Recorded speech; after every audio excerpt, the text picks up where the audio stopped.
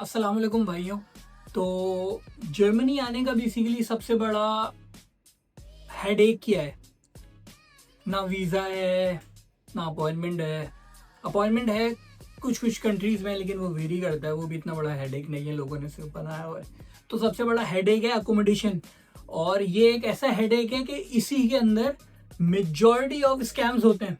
Recently कुछ students के messages और ईमेल्स वगैरह आई कि भाई उनके साथ स्कैम हो गया है, तो मैं आप लोगों को बेसिकली बता देता हूँ कि कितनी तरीके के स्कैम्स होते हैं और कैसे-कैसे होते हैं। तो माज़रत, मुझे थोड़ा-सा मोबाइल बेसिकली देखना पड़ेगा और आप लोग को बताना पड़ेगा, तो माफ़ कर दीजिएगा। क्योंकि मैं देख-देख के ही आप लोग को स्कैम्स बता सकता हूँ, सारे तो मेरे माइंड में भी नहीं है, तो इतना तो कर लो ना यार। तो सबसे पहला जो स्कैम आता है वो होता है एडवांस पेमेंट। आपने घर-वर देख लिया, आपकी उससे ऑनलाइन बात हुई है। वो बंदा बोलता है भाई डिपॉज़िट भेज दो ताकि मैं रूम बुक कर लूँ, और बहुत सारे बंदे हैं इस रूम में, ये रूम इतना खूबसूरत है, आपके बजट में है, फलान है, ढिंग है, सारा कुछ। आपने कभी भी किसी को भी एडवांस पेमेंट डिपॉज़िट नहीं देना है, ठीक है?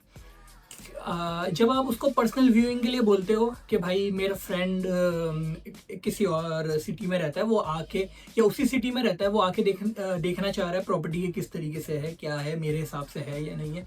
वो कहेगा भाई मैं फ्रांस में हूँ, मैं यहाँ हूँ, आप मुझे डिपॉजिट भेज दो, मैं आपको चाबी जो है वो कोरियर करवा दूंगा। तो इस स्कैम में बिल्कुल मत पड़ना, ये बहुत लोगों के साथ हो चुका है ऑलरेडी कि वो पैसे लेके गायब हो जाते हैं, ब्लॉक कर देते हैं, अपना कोई केस फायर कर सकते हो। तो यूनिवर्सिटीज़ वगैरह भी ये बोलती हैं किसी को भी डिपॉजिट सेंड करने की आपने कोई भी ज़रूरत नहीं है। सेकंड चीज़ ये, आप डिपॉजिट से उनको सेंड कर सकते हो जो स्टूडेंट एंड वर्क से जो डोम मिलते हैं, आपको जो डोम मिलते हैं स्टूडेंट एंड वर्क से, उनको आप डिपॉजिट सेंड कर सकते हो। वो एक ऑथेंटिक, क्योंकि पूरा कॉन्ट्रैक्ट आपके पास होता है, तो आप लीगली सेफ होते हो उसमें, कि उसमें कोई स्कैम वैसे भी नहीं होता, क्योंकि वो एक कॉन्ट्रैक्ट होता है स्टूडेंट एंड वर्क की तरफ से, तो उसको आप डिपॉजिट भेज सकते हो और रेंट भी भेज सकते हो, ठीक है? ये पहली चीज़ हो गई। अच्छा, दूसरी चीज़ ये होती है कि भाई लोगों ने फेक एड्स भी पोस्ट किए हुए होते हैं। एयरबीएनबी से वो तस्वीरें उठाई हुई हैं, या किसी फेसबुक ग्रुप से उठाई हुई हैं, या किसी और स्टूडेंट के ही अपलोड किया हुआ है, और बीच में ब्रोकर बने हुए हैं।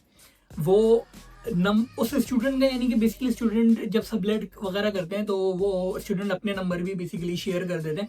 वो बीच में ब्रोकर बन जाते हैं, यानी कि फ़र्ज़ करो जैसे 120 यूरोज़ मुझे दो, और मैं तुम्हें जो है वो लैंडलॉर्ड से कनेक्ट करवा दूंगा, या फिर दूसरे भी बंदे से कनेक्ट करवा दूंगा। पहली बात तो ये भाई, सबलेट जो है वो इलीगल है, ठीक है? सबलेट नहीं करना चाहिए, लेकिन बहुत सारे लोग करते हैं, तो इट्स ओके। अगर आपको नहीं मिल रहा सिटी रजिस्ट्रेशन वाला, तो कर लो सबलेट 15-20 महीने के लिए, मैक्सिमम 1.5 महीने के लिए, इससे ज़्यादा मत करना। कोशिश करना कि सिटी रजिस्ट्रेशन के साथ ही मिल जाए, सारी चीज़ें लीगलाइज हो। लेकिन मैं सबलेट को बेसिकली बुरा ही समझता हूँ, क्योंकि एक तो बेसिकली अगर स्टूडेंट एंड वर्क का वो डोम है, या कोई और दूसरी थर्ड पार्टी बॉडी का कोई डोम है, तो वो बेसिकली अलाउ भी नहीं करते कि आप अपने रूम्स को सबलेट करें।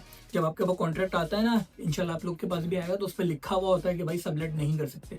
तो ये एक स्कैम होता है कि वो बीच में ब्रोकर बन जाते हैं, तो आप बेसिकली ब्रोकर से बात कर रहे हो, तो वो अपना कमीशन भी रखते हैं, और फिर आपको जाहिर सी बात है वो जो रेंट उस बंदे ने जो सबलेट कर रहा है उसको भी देना पड़ता है। तो ये थोड़ा सा अनइवन सा है, आपको इतने आसानी से पता नहीं चलेगा कि वो बीच में ब्रोकर है, लेकिन आप अगर थोड़ा सा स्मार्ट खेलेंगे तो आप लोग को ईजिली आइडेंटिफाई हो जाएगा कि गेम क्या चल रही है। अच्छा, एक स्कैम होता है जिसको बेसिकली आम जबान में कहते हैं too good to be true scam.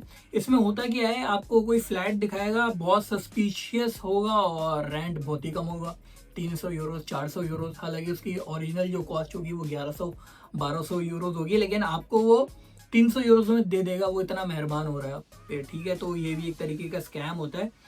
और जर्मनी के अंदर आ रहे हो तो सिर्फ एक चीज़ का आपको ख्याल रखना है, जो आपको चीप मिलेगा ना यहाँ पे, वो सिर्फ आपको डोनर कबाब मिलेगा। इसके अलावा आपको कोई चीज़ भी चीप नहीं मिल सकती। तो ये सिर्फ स्कैम है। और अगर आपको बहुत ही अच्छा लग रहा है, यानी कि आपको लग रहा है कि बंदा जेन्युइन है, भाई उसको बोलो कि मैं विजिट करना चाह रहा हूँ। जब आप विजिट का बोलोगे ना, वो ऐसा गायब होगा कि आपको दोबारा कभी दिखेगा नहीं, वो किसी भी सोशल मीडिया प्लेटफॉर्म पर या कहीं भी। तो ये एक स्कैम है, इससे थोड़ा सा बच के रहना। अच्छा, एक स्कैम और होता है, जो ये थर्ड पार्टी डोम्स होते हैं ना, ये आपको फेक कॉन्ट्रैक्ट भी भेज देते हैं। ये बहुत कम होता है, रेयर होता है, लेकिन होता है। उसमें सीन ये होता है कि आप एक एक ही कॉन्ट्रैक्ट जो होता है वो मल्टीपल लोगों को भेजा हुआ होता है, जो जिसने भी पहले बाजी लगा दी डोम उसका।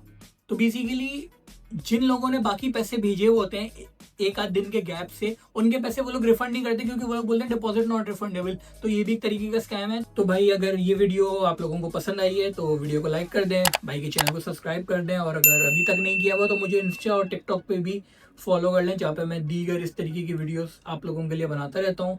अगर किसी भी भाई किसी भी बहन का कोई भी सवाल हो तो नीचे कमेंट कर देना, और वीडियो नेक्स्ट किस चीज़ पे आप लोगों को चाहिए, किस चीज़ पे कंफ्यूजन है, तो वो कमेंट कर दीजिएगा, तो मैं डेफिनेटली बनाऊंगा। अस्सलाम वालेकुम वरहमतुल्लाह।